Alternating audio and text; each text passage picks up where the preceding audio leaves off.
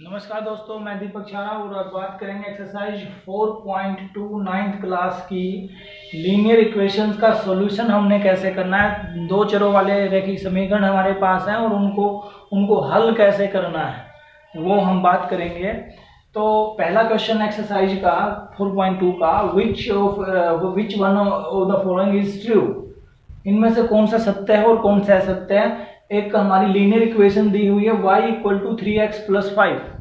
तो आपने ये बताना है कि इसका एक हल होगा, यूनिक सॉल्यूशन होगा, या दो हल होंगे या अनेक हल होंगे, इसके इनफाइनाइटली मैनी सॉल्यूशन। तो कर लेते हैं check. y equal to 3x plus 5। अब मैं यहाँ पे x की जगह वैल्यू पुट करता जाऊंगा और y की वैल्यू निकालता जाऊंगा। x की जगह मैंने 1 लिखा, यहाँ पे x की जगह 1 लिख दीजिए। तो ये होगा 3 गुना 1 जमा 5। तो ये हो जाएगा हमारा 3 गुना 1 3 और जमा 5 यानी कि 8। तो y की वैल्यू आ गई 8। तो 1 और 8, अगर x की जगह 1 लिखते हैं तो y की वैल्यू 8 आई। x की जगह हम 2 भी लिख सकते हैं भाई, जिसने मना किया है 2 लिख लीजिए। 2 लिखेंगे तो देखिए क्या आएगा, y बराबर है 3 गुना 2 जमा 5। यहाँ भी x था उसकी जगह 2 लिख दिए। 3 दूनी 6 जमा 5 11। तो y की वैल्यू आ गई 11। 2 लिखा है तो 11 आई है। ऐसे ही मैं x की जगह 3 लिखूंगा। 3 लिखूंगा तो 3 3 9 और 5 14 आएगी। 3 लिखता हूं तो वैल्यू आएगी हमारी 14। 4 लिखूंगा तो और वैल्यू आएगी, 5 लिखूंगा तो और वैल्यू आएगी। तो ये सारे इसके सॉल्यूशन हैं, ये सारे इसके हल हैं। तो इसके कितने सॉल्यूशन हुए हम देखते हैं कि इसके तो अनगिनत सॉल्यूशन है, क्योंकि संख्याएं कहां तक जाएंगी। 4 आएगा, 5 आएगा, 10 आएगा, 20 आएगा, 100 आएगा, 1000, 10,000, lakh, 10 lakh, crore, 10 crore and so on. तो इतने हल हो जाएंगे जिनको गिनना भी संभव नहीं है। तो इसके कितने हल होंगे, अनेक हल होंगे। और क्यों होंगे, क्योंकि हमने यहाँ पे निकाल के देख लिया। एक्सरसाइज का दूसरा सवाल देखिए। एक्सरसाइज का दूसरा सवाल, राइट द 4 सॉल्यूशन। 4 हल लिखिए। ये कुछ समीकरण दी हुई हैं। पहली समीकरण मैं लेता हूं, पहली से शुरू करेंगे। 2x जमा y बराबर है 7। इसके हमने 4 हल लिखने हैं। 4 हल का मतलब 4 वैल्यू x के और 4 y के आएंगे। तो यहां से देखिए, x की टर्म को या तो y की टर्म को इधर रख लीजिए या x की टर्म को। जैसे मैंने y को यहीं पर रखा, इस 2x को मैं इधर ले आया, इक्वल से इधर आएगा तो साइन चेंज हो जाएगा। ये जमा का 2x है, इधर जाके घटा का हो जाएगा। ये 7 तो पहले से ही था और ये हो गया माइनस का। अब मैं x की जगह लिखता जाऊंगा। x की जगह पहले मैं 1 लिखूंगा, इसको हल करूंगा। फिर x की जगह 2 लिखूंगा। देखिए x की जगह 1 लिखा मैंने, क्या आएगा 7 माइनस 2 और ये x था, इसकी जगह लिख दिया 1। तो y बराबर आएगा 7 माइनस 2 गुना 1 2। y बराबर आ गया 5। जब मैंने x की जगह 1 लिखा है तो y की वैल्यू आई है 5।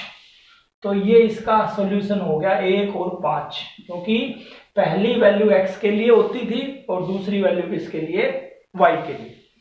फिर मैंने 2 लिखा x की जगह। चलो भाई 2 लिख के कर लेते हैं। 2 लिखेंगे तो देखो क्या बनेगा, y बराबर है 7 माइनस 2 और गुना में x की जगह 2 लिख दिया। तो ये हो गया 7 माइनस 2 दूनी 4। तो y की वैल्यू आई है 3। तो x की जगह अगर 2 लिखा है तो y की वैल्यू कितनी आएगी, 3 आएगी। तो ये दूसरा सोल्यूशन हो गया इसका। जरूरी नहीं है 1 2 लिखे, हम 0 भी लिख सकते हैं भाई। लिख लीजिए, x की जगह मैंने 0 लिखा तो y की वैल्यू देखो क्या आएगी। y हमारा था 7 माइनस 2x और x की जगह 0 लिख लिया हमने। तो y बराबर आ गया 7 माइनस 2 गुना 0 0 और y बराबर आ गया 7। तो 0 लिखा तो कितनी वैल्यू आई है, 7 आई। और दूसरी वैल्यू भी लिख सकते हैं, 4 भी लिख सकते हैं। x की जगह मैंने 4 लिखा तो देखो क्या आएगा, ये हो जाएगा y बराबर है 7 माइनस 2 गुना 4। 7 माइनस 2 गुना 4 कितना हो जाएगा, 8। और 7 माइनस 8 कितना होता है, -1। तो ये वैल्यू आ गई 4 और -1। तो ये 4 सॉल्यूशन हो गए भाई इसके, एक सॉल्यूशन, दूसरा, तीसरा और चौथा। और हजारों सॉल्यूशन लिख सकते हैं इसके, इतने सॉल्यूशन है कि जिनकी गिनती भी संभव नहीं है किसी भी लीनियर इक्वेशन के। चलिए दूसरे पार्ट की बात कर लेते हैं। ये तो पहला पार्ट था, ऐसे ही हमारा दूसरा पार्ट है और ऐसे ही हमारा तीसरा पार्ट है।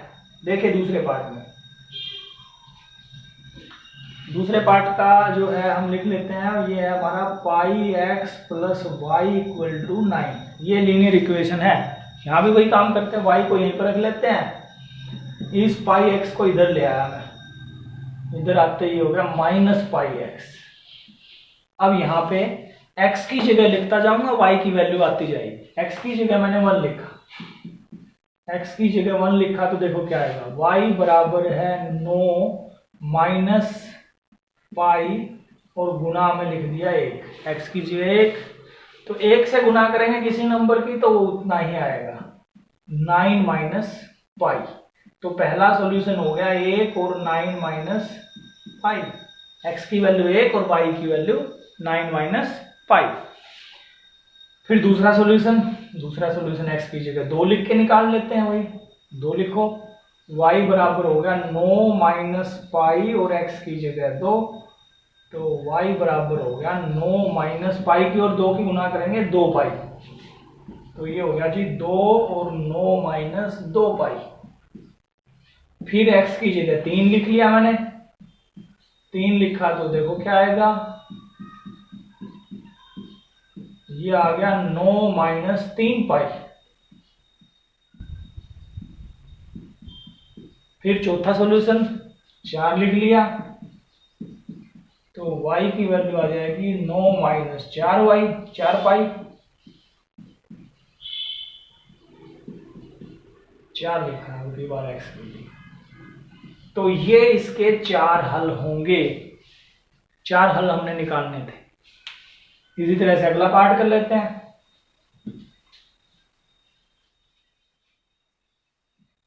अगले पार्ट में जो है ये दिया हुआ है x इक्वल टू 4y। अभी तक जो हमने दोनों सम किया उसमें x की जगह वैल्यू लिखी, y की निकाली। जरूरी नहीं हम x की लिखें वैल्यू, y की लिख के x की भी निकाल सकते हैं। जैसे इस समय निकलेंगे अभी x बराबर है 4y, यानी कि y की जितनी वैल्यू है उसका 4 गुना है x। देखो y की जगह मैंने 1 लिखा, तो क्या आएगा, x बराबर आएगा 4y, x बराबर आएगा 4 गुना 1 4, तो x की वैल्यू 4 आई है और y की वैल्यू कितनी है 1। ये ध्यान रखेंगे कि पहली वैल्यू यहाँ पे y की नहीं लिखनी, यहाँ पे x की लिखनी है पहली वैल्यू, और दूसरी वैल्यू किसकी लिखनी है, y की।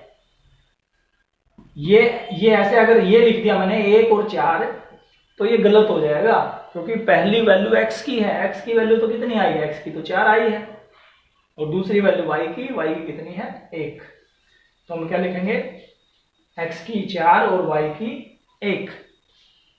y की जगह 2 लिखा मैंने, लिखो भाई 2, x बराबर आएगा 4 गुना 2 8 आ गया। y की जगह 2 लिखा तो x की वैल्यू 8 आई, तो आंसर होगा 8 और 2, क्योंकि पहली x की और दूसरी y की। y की जगह 3 लिखा, लिखो जी 3, 4 गुना 3, तो x की वैल्यू आएगी 12, तो ये हो गया 12 और 3। y की जगह 4 लिखा, तो x की वैल्यू आएगी 4 गुना 4 16, तो ये हो गया 16 और 4। इस तरह से हमने लीनियर इक्वेशन के सॉल्यूशन हमने लिखने हैं। नेक्स्ट अगला सम देखिए। अगला सवाल है check which of the following are solution of equation this. ये इक्वेशन दी हुई है x minus 2y equal to 4। ये बताना है कि इनमें से कौन सा इसका हल है और कौन सा हल नहीं है, सॉल्यूशन है या नहीं। तो ये चेक करेंगे हम। पहली वैल्यू x की होती है और दूसरी y की होती है, तो x की जगह 0 लिखेंगे और y की जगह 2 लिखेंगे। अगर इक्वेशन को सेटिस्फाई करता है तो हम कह देंगे yes it is the solution of this, और अगर नहीं करता तो लिख देंगे नो, नहीं है इसका हल नहीं। पहला पार्ट हम देखते हैं। पहला पार्ट है हमारा 0 और 2, लिख दीजिए x की जगह 0 और y की जगह 2, तो जगह 0 - 2 और y की जगह हमने लिखना है 2, तो ये हो जाएगा -4 = 4। क्या -4 और प्लस का 4 इक्वल होते हैं? नहीं होते जी, नहीं होते, तो हम लिख देंगे नो, नहीं, यह इसका हल नहीं है।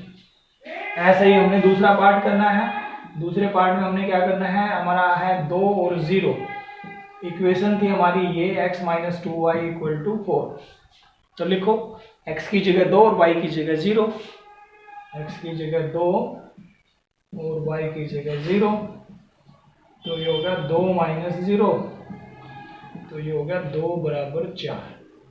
क्या ये संभव है, सत्य है? नहीं होता, 2 और 4 बराबर नहीं होते जी, तो ये भी इसका सॉल्यूशन नहीं है। फिर तीसरे पार्ट पे आ जाएंगे। तीसरे पार्ट में है x - 2y बराबर है हमारे पास 4, और तीसरे पार्ट में है 4 0, x की जगह 4 लिखना और y की जगह 0। देखो भाई 4 - 2 और गुना में 0 और बराबर 4, 4 - 0 और 4 बराबर 4, तो ये दोनों बराबर हैं, इसका मतलब ये तो इसका सॉल्यूशन है। Yes, it is the solution of this, हाँ यह इसका हल है। फिर अगला पार्ट देखिए,